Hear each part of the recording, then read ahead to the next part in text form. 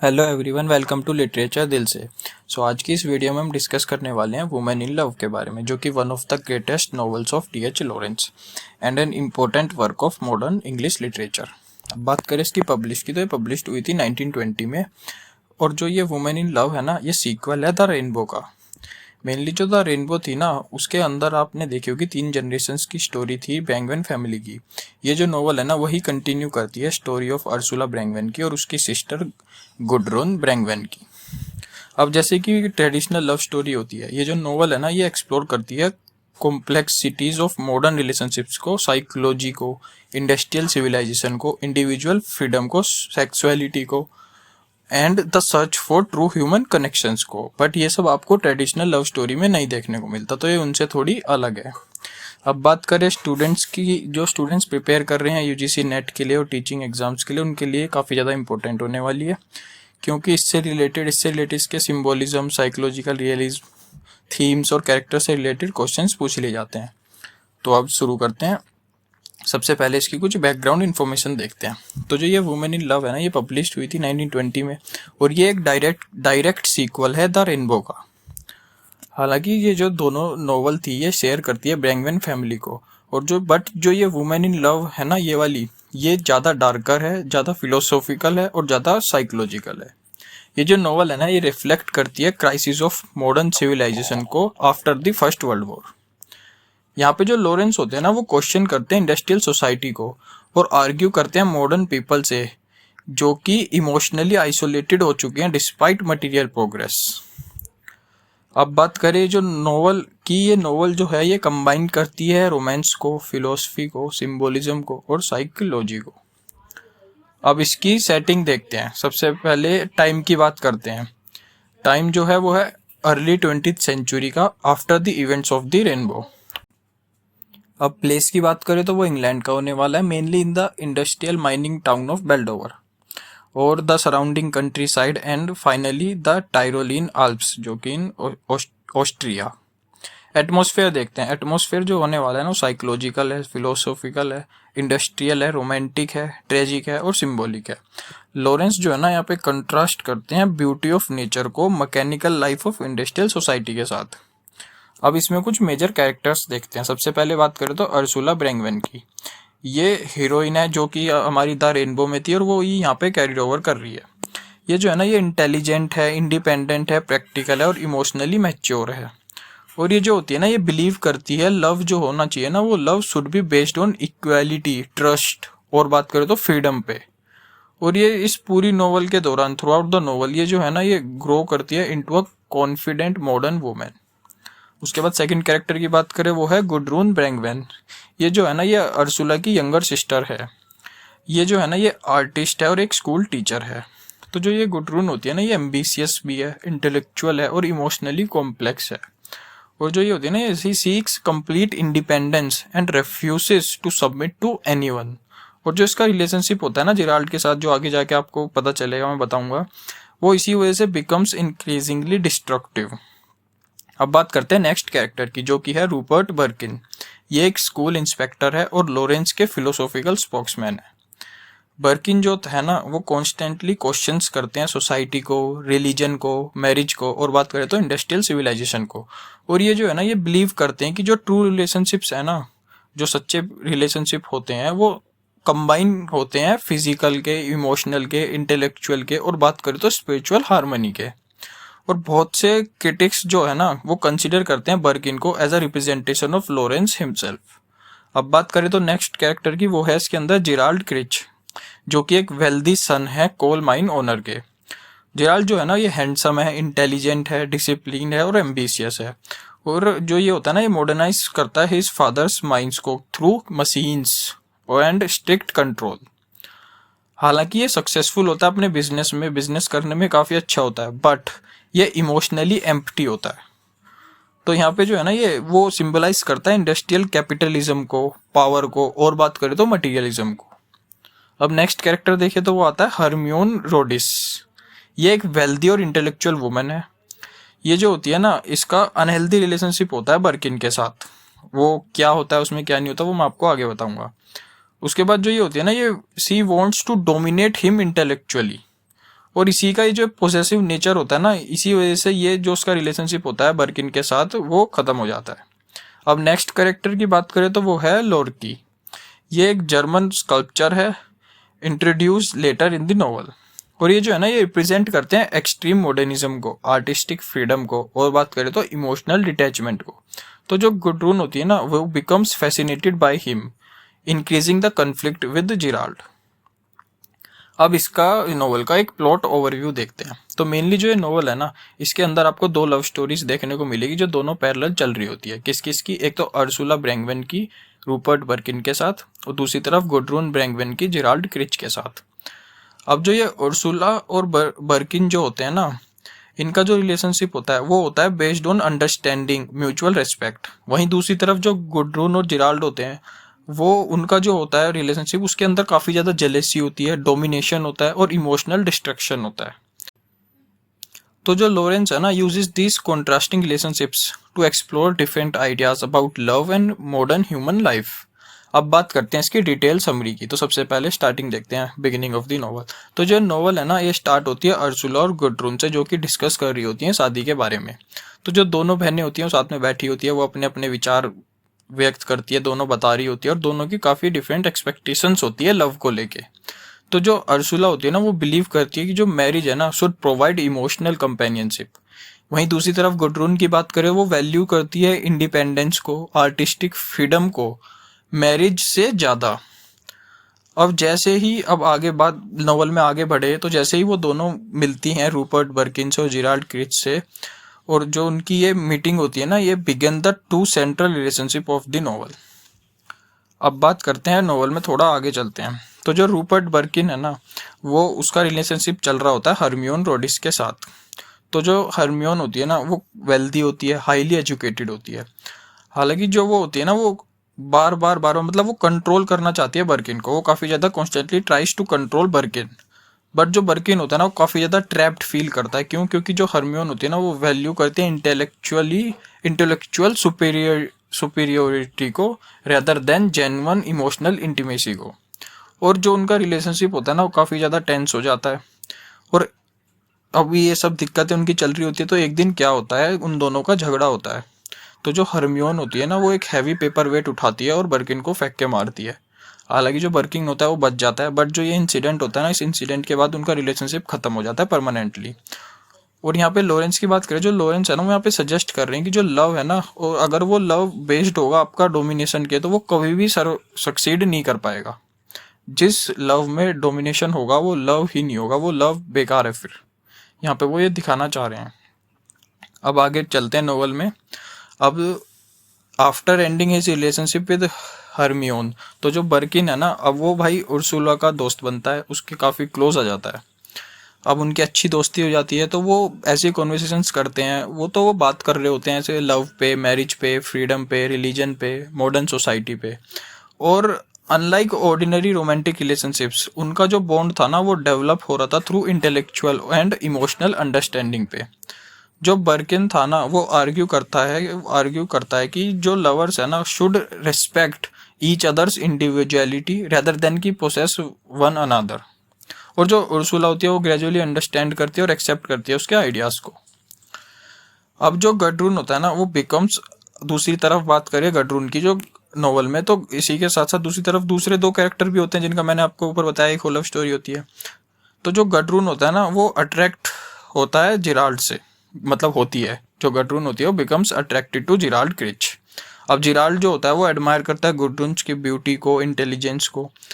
और at first the relationship उनका, फिर वो मतलब भाई आ जाते हैं अपना रिलेशनशिप में, दोनों एक दूसरे को पसंद करते हैं, और स्टार्टिंग में उनका बढ़िया एक्साइटिंग चल रहा होता है, काफ़ी पैशनेट होता है। पर however beneath the attraction lies a struggle for power. अब वो दोनों ही जो भी होते हैं, neither wishes to surrender emotionally. और जो उनका लव होता है ना, वो gradually becomes competitive rather than supportive. तो आगे जाके फिर अब इसमें एक इंसिडेंट होता है कि जो वो होता है ना जिराल्ड, उसके फादर की डेथ हो जाती है। तो जो जिराल्ड जो होता है ना, वो becomes the head of the Crich mining business. और जब वो उसका बिजनेस का हेड हो जाता है, तो वो इंट्रोड्यूस करता है अपनी कंपनी में, अपने बिजनेस में नई मशीन्स को, नए डिसिप्लिन्स, रूल्स को, एफिशिएंसी को। इसकी वजह से जो वहाँ पे वर्कर्स होते हैं, जो वहाँ पे काम कर रहे होते हैं, वो ऐसे बन जाते हैं कि जैसे वो पार्ट हो किसी मशीन का, इतना ज़्यादा उनके ऊपर लोड आता है। तो जो लॉरेंस है ना वो यहाँ पे ये क्रिटिसाइज कर रहे हैं कि जो इंडस्ट्रियल कैपिटलिज्म है ना, इंडस्ट्रियल कैपिटलिज्म को वो यहाँ पे क्रिटिसाइज कर रहे हैं बाय शोइंग हाउ मशीन्स जो है ना वो इंक्रीज तो कर रही है प्रोडक्शन को, बट साथ ही साथ ह्यूमन डिग्निटी को रिड्यूस कर रही है। तो जो जिराल्ड है ना वो becomes increasingly successful but emotionally empty. अब नोवेल में थोड़ा आगे बढ़ते हैं। तो एक one of the important scene occurs during a picnic near a lake. तो वहाँ पे जो होता है ना लॉरेंस वहाँ पे एक्सप्लोर करते हैं फ्रेंडशिप को, अट्रैक्शन को, हिडन इमोशनल टेंशंस को। और जो रिलेशनशिप्स है ना उन चारों का जो मेन कैरेक्टर्स है वो और ज़्यादा कॉम्प्लिकेटेड बन जाता है।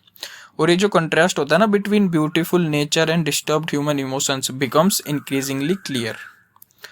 अब जैसे उनका रिलेशनशिप आगे बढ़ रहा था, जिराल्ड जो है ना वो पोसेसिव होता जा रहा था, बहुत ज़्यादा पोसेसिव बनता जा रहा था। और जो गुडरून थी वो रिफ्यूज कर रही थी अपनी, मतलब वो सरेंडर कैसे कर दे भाई अपनी इंडिपेंडेंस को, तो वो बार बार रिफ्यूज करती थी अपनी इंडिपेंडेंस को सरेंडर करने से। अब भाई उनके बीच में आर्ग्यूमेंट्स होने लगी फ्रीक्वेंटली। हालांकि वो दोनों एक दूसरे को प्यार करते थे, they love each other physically but fail to understand each other emotionally. तो जो लॉरेंस है ना वहाँ पे ये सजेस्ट कर रहे हैं कि जो फिजिकल अट्रैक्शन है ना वो अकेली काफ़ी नहीं है एक लास्टिंग हैप्पीनेस के लिए। इसके बाद हम आगे चलते हैं, नोवेल में आगे पढ़ते हैं।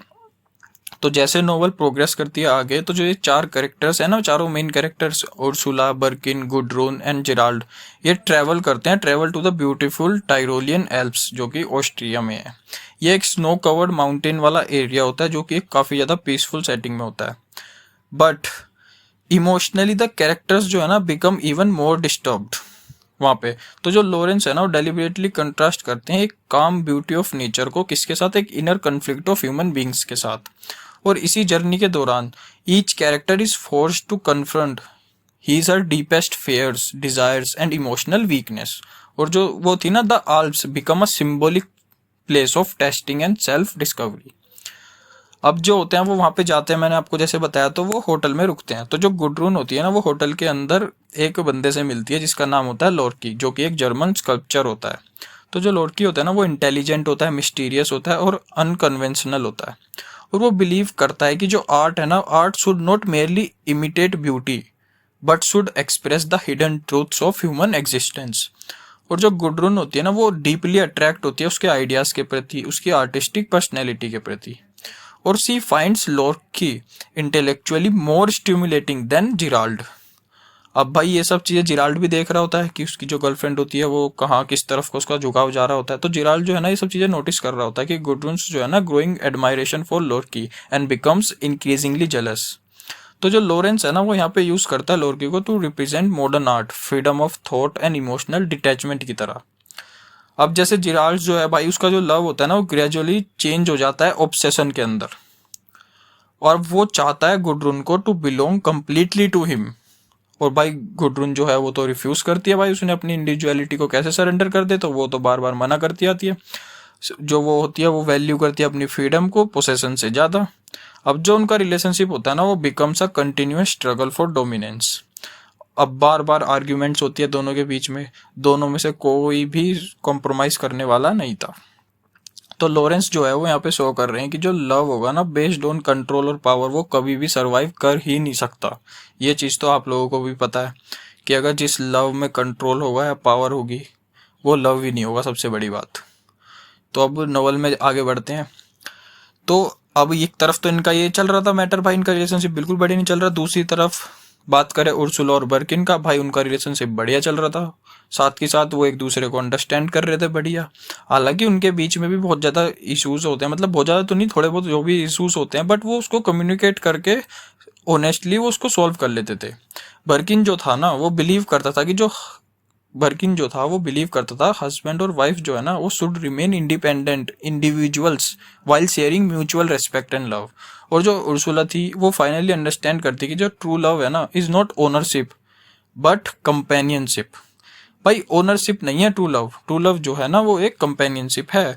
और वो इन सब चीज़ों के बाद जब उनके इतने विचार मिल रहे थे, उनका सब बढ़िया रिश्ता चल रहा था, तो भाई वो डिसाइड करते हैं कि शादी करते हैं। क्यों? क्योंकि जो उनका रिलेशनशिप था ना वो बेस्ड ऑन था इक्वालिटी रेदर देन की डोमिनेशन। अब यहाँ पे जो लॉरेंस है वो प्रेजेंट कर रहे हैं उन दोनों को as the successful model of modern love. अब नोवेल में आगे चलते हैं, क्लाइमेक्स की तरफ आते हैं। तो जो इमोशनल कन्फ्लिक्ट चल रहा था ना उनका, अब वो यहाँ पे हाईएस्ट पॉइंट में आ जाता है अल्प्स के अंदर। तो जो दूसरे वाले कपल्स का, तो जो जिराल्ड होते हैं ना, जिराल्ड जो होता है वो बिकम्स इंक्रीजिंगली डेस्परेट, और गुडरून जो होती है वो ओपनली रिजेक्ट कर रही होती है उसके पॉसेसिव बिहेवियर को भाई। तो इसी मोमेंट में एक्सट्रीम एंगर में जो जिराल्ड होता है ना अटेम्प्ट्स टू स्ट्रेंगल गुडरून। अब भाई वो बच जाती है, सी एस्केप्स, बट ये जो इंसिडेंट होता है ना ये कम्प्लीटली डिस्ट्रॉय कर देता है उनके रिलेशनशिप को। और जो जिराल्ड होता है ना वो रियलाइज कर लेता है कि उसने गुडरून को अब हमेशा के लिए खो दिया है। उसके बाद जो गुडरून होती है भाई वो उसको छोड़ के चली जाती है। अब जिराल्ड जो होता है वो ऐसे ही घूम रहा होता है, vendors alone into the snow covered mountains. अब भाई वो अपनी तीनों चीज खो चुका था, अपने प्यार को खो चुका था, अपने पर्पस को, अपने होप को, और बहुत ज़्यादा एग्जॉस्टेड फील करता है और इमोशनली टूट चुका होता है। अब उसके पास क्या बचता है, कुछ नहीं बचता। तो वो ऐसे ही continue walking through the freezing snow. और फिर क्या होता है, ऐसे ही चलते चलते ठंड की वजह से, एक्सट्रीम कोल्ड की वजह से उसकी डेथ हो जाती है। और उसकी जो डेथ है ना वो इज नॉट सिंपली फिजिकल, वो मेनली सिंबलाइज कर रही है collapse of a life based on power, machinery, ambition and emotional emptiness. तो मेनली अगर बात करें, जो लॉरेंस है ना वो यहाँ पे ये सजेस्ट कर रहे हैं कि जो मटेरियल सक्सेस है ना without emotional fulfilment ultimately leads to destruction.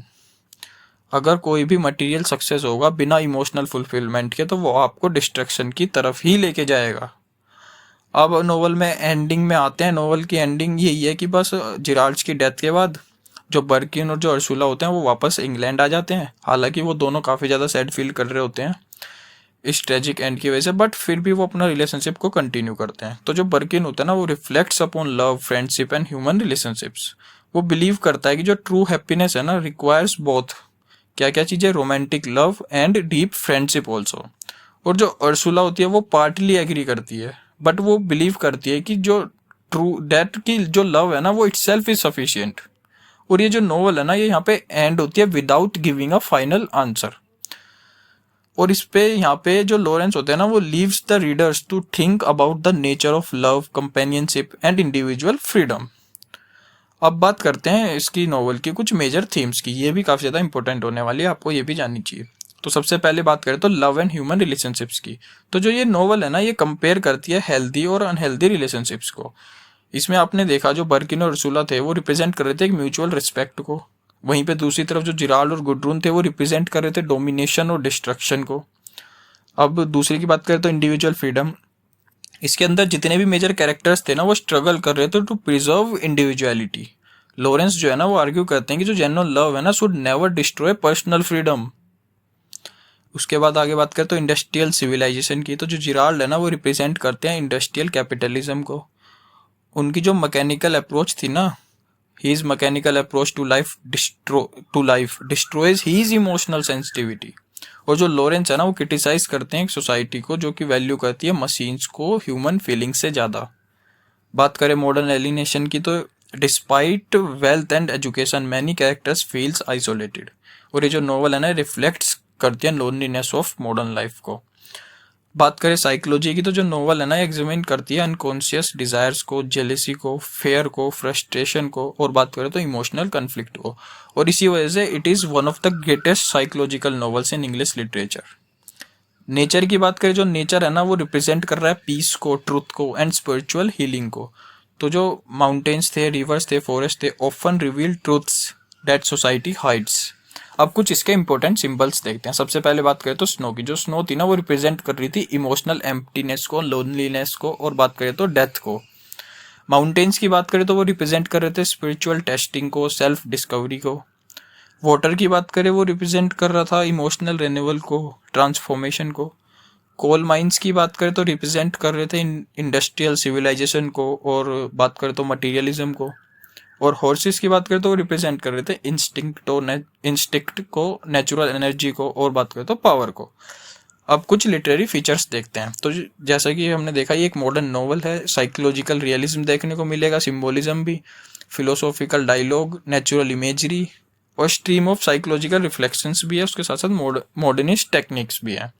अब कुछ इंपॉर्टेंट कोटेशंस देखते हैं। तो सबसे पहले की बात करें तो love is not possession mainly meaning क्या हुआ, मीनिंग यही हुआ कि जो जेन्युइन लव है ना वो requires freedom rather than control. Second बात करें तो one must learn to be alone, meaning यही हुआ कि जो पर्सनल आइडेंटिटी है ना is necessary before true relationships become possible. अब क्रिटिकल अप्रिसिएशन देखते हैं। तो जो ये वुमेन इन लव है ना इसको रिगार्ड करा जाता है as a one of D H Lawrence greatest achievements. ये क्यों? क्योंकि ये कंबाइन करती है फिलोसफी को, साइकोलॉजी को, सिंबोलिज्म को, और बात करें तो रियलिज्म को, to explore the complexity of modern relationships. ये जो नॉवल है ना ये क्वेश्चंस करती है इंडस्ट्रियल सिविलाइजेशन को while emphasising the importance of emotional honesty and individual freedom. और आज की बात करें, अगर हम टुडे की बात करें तो it is considered one of the finest novels of modern English literature. अब कुछ एग्जामिनेशन पॉइंट्स देखते हैं। मेनली ये आपको मैंने ऊपर बता ही दिए हैं, बट एक बार फिर से बता देता हूँ कि जो ऑथर थे डीएच लॉरेंस थे, पब्लिश 1920 में। जनरे की बात करें तो मॉडर्न साइकोलॉजिकल नॉवल है। सीक्वल ये द रेनबो का है। मेन कैरेक्टर्स इसके अंदर Ursula Brangwen, Gudrun Brangwen, Rupert Birkin, Gerald Crich. Major themes देखें तो love, freedom, industrial civilisation, alienation और साइकोलॉजी। अब मेनली कंक्लूजन पे आते हैं। तो लास्ट में कंक्लूजन में बस यही है कि जो ये वुमेन इन लव है ना is much more than a love story. ये जो है ना ये एक प्रोफाउंड एक्सप्लोरेशन है ह्यूमन साइकोलॉजी का, मॉडर्न रिलेशनशिप्स का, इंडिविजुअल फ्रीडम का, और बात करें तो the conflict between nature and industrial civilisation. और इन्हीं कॉन्ट्रास्टिंग रिलेशनशिप से जो कि उर्सुला और बर्किन का था, गुट्रून और जिराल्ड का था, जो डीएच लॉरेंस है ना वो शो कर रहे हैं कि जो लास्टिंग लव होगा ना वो डिपेंड्स नॉट ऑन पोसेशन और power but on equality, understanding and mutual respect. तो बस आज के लिए इतना ही। Thank you for watching.